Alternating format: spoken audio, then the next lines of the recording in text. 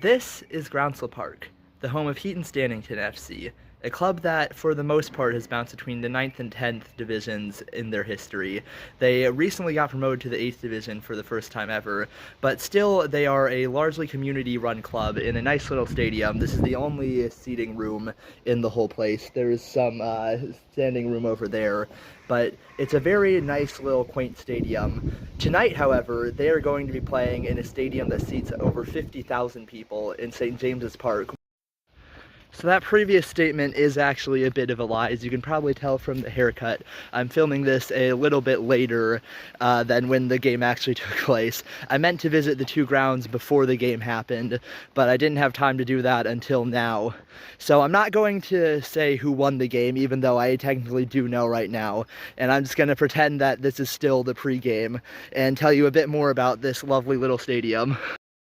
So probably one of the most iconic games played here, if not the most iconic, was the game between Gabon and Heaton Stannington. The actual Gabon national team played here for a 2012 Olympic warm-up game. They beat Heaton Stannington 4-0, but still the fact that this club got to go up against the likes of Pierre-Emerick Aubameyang is pretty cool for the level that they're at. So I'm standing right next to where the players would sit on the bench during games. I don't often describe football grounds in this way, but this place is honestly adorable. Like, I love this little ground, and it is small. Most grounds at this level are, but even so, just there's like a grandstand over there. There's a bit for like food they set up. Then there's standing room and seating room. And then there's pretty much nothing on this side. It's all standing room. If you can see, there's the fence. Right now, Heaton Stannington are experiencing one of the best positions they've been in as a club. They are now in the 8th tier, the 4th step of the non-league pyramid, which they haven't spent too much time in their history. And they're playing in the Northumberland Senior Cup, which they haven't been in the final since 1980. They are still yet to win it. So if they do win tonight, it would be a truly special moment for the fans, especially at St. James's Park. So at some point I should probably actually tell you what I'm on about with this game. So basically, there's a bunch of different counties in England, and every one of these counties has their own football association. And these counties all organize their own cup competition for clubs under these county FAs. So one such FA is the Northumberland FA, and they organize their own mini FA Cup almost for only clubs in the Northumberland County under the Northumberland FA. There's not even 16 teams that participate in the cup, but it's its own little mini FA Cup like competition. Newcastle United are actually a club under the Northumberland FA, but obviously having a club the size of Newcastle United competing in this competition against a bunch of non-league teams wouldn't be that fair. So their under-21 team competes in the competition, and still they've managed to win it a few times. But not always. A lot of times we've seen the professional clubs win it, and there are some clubs at a decently high level, like 7th and 8th tier clubs, like Heaton Stannington, Morpeth Town, competing in this game. And it's a really nice thing that this gets to host the final. Not every county FA has their biggest stadium host the final. Alright, I have taken a bus outside of Newcastle to the nice little town of Morpeth. I then walked 30 minutes out to the Morpeth Stadium. Unfortunately, it doesn't seem like there's any way in, so this is as close as I'm gonna get.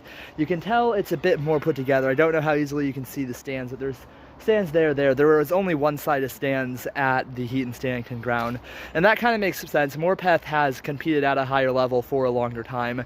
They're also one division above Heaton Stannington. They've won a few more trophies, including the Senior Cup, as recently as 2022, I believe. So Morpeth Town's got it a bit more put together. It was not very easy to get here. It started off with walking through this little narrow dirt path along the side of a church, then going through a random cow field before walking along the road. And Google just straight up led me down a road with no sidewalks, so I had to stand up to the side, which there was just about enough of a side that I could do that whenever a car came.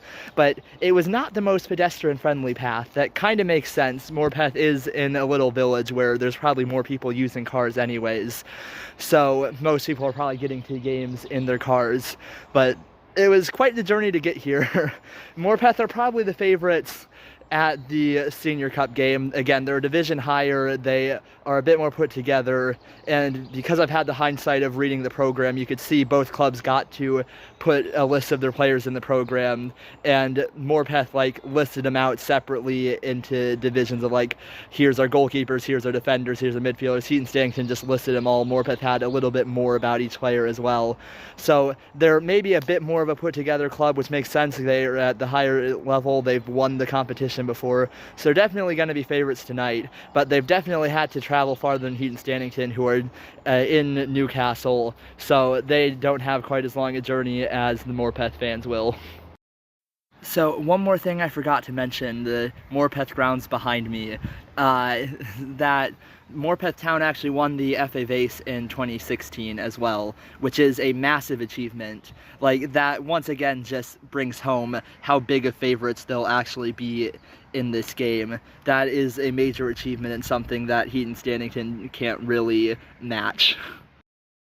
Not gonna lie, I'm kinda rooting for Heaton Stannington now, even more since Morpeth has made me work very hard to even just get to the stadium, and then I couldn't even get inside, which most grounds at this level would let you inside.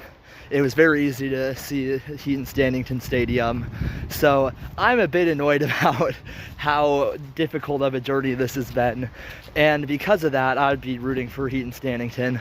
Of course, I do already know what happened in the game, but you guys hopefully don't, so let me now take you to just over a week ago when Morpeth Town were getting ready to take the field for the Northumberland Senior Cup final, and I had significantly more hair.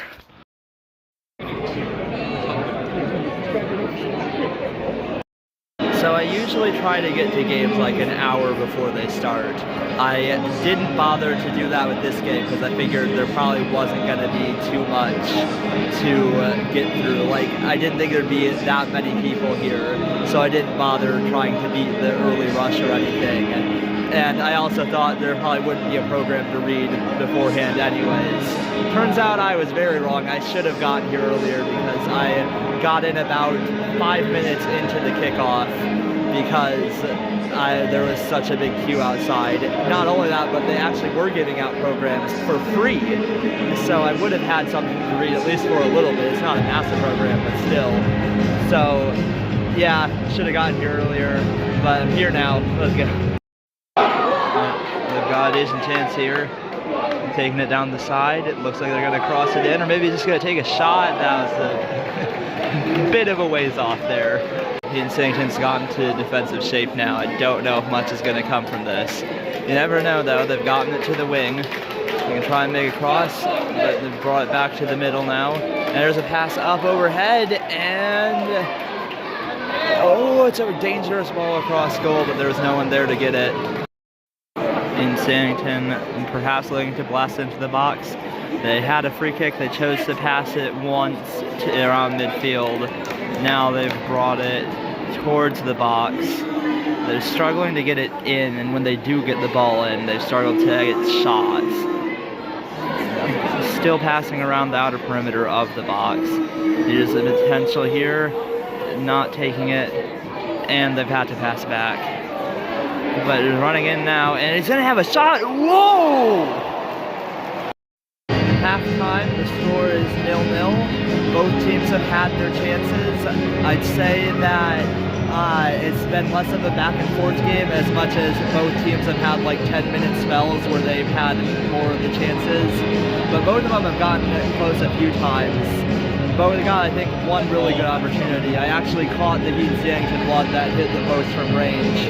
Then Morpeth had one in the box that they nearly forced a great save out of Heaton Stannington's keeper.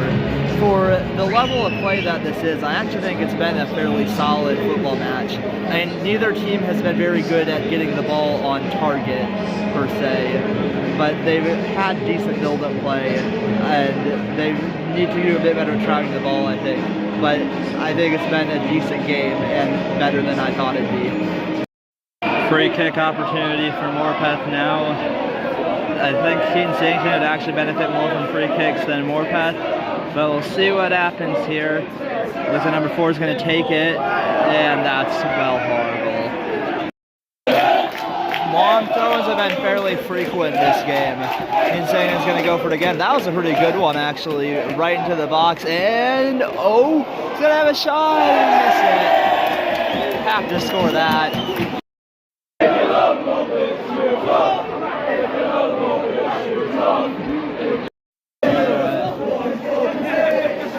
Stannington trying to maybe get one last chance. Morpeth's got it covered pretty well right now. And that's a good clearance. Oh, slipped, and now Heaton Stannington have it in the middle. They still need to get it out right. That's not good enough. Taking the corner in, and oh, that's gotta be a penalty. He's not giving it. That's gotta be a penalty. Now Heaton Stannington can break. If they score off this, the fans are going to be enraged. I don't know how that wasn't given. It really didn't have a great view of it. And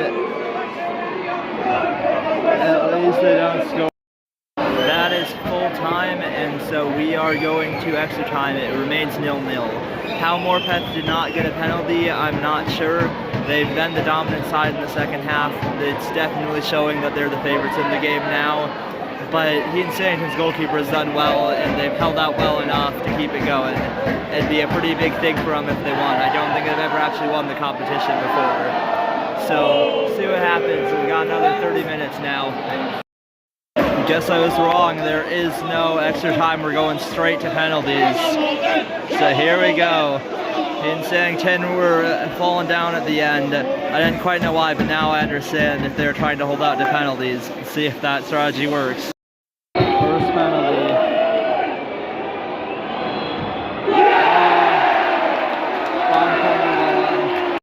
Second pen. Got it. Now Morpeth's third penalty. No one has missed so far. 2-2.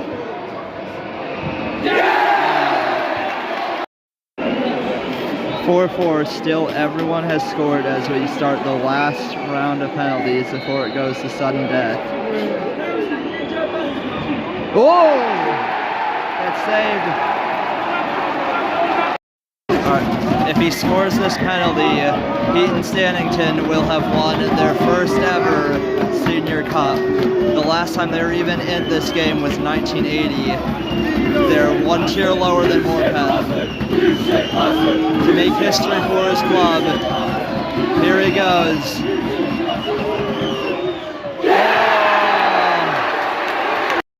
Now sudden death.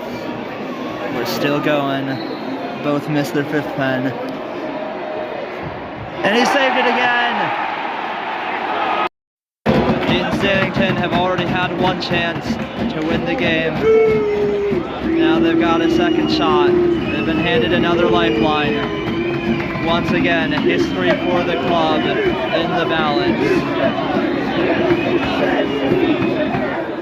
Got it.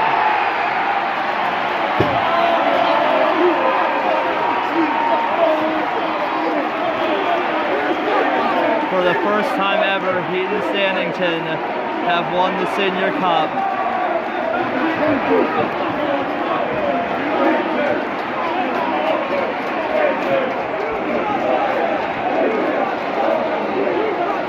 And with that first Northumberland Senior Cup, they've come over to celebrate with their fans. I think I'm on the Morpeth side. There's a lot of unhappy people now, but what a moment for Heaton Stannington.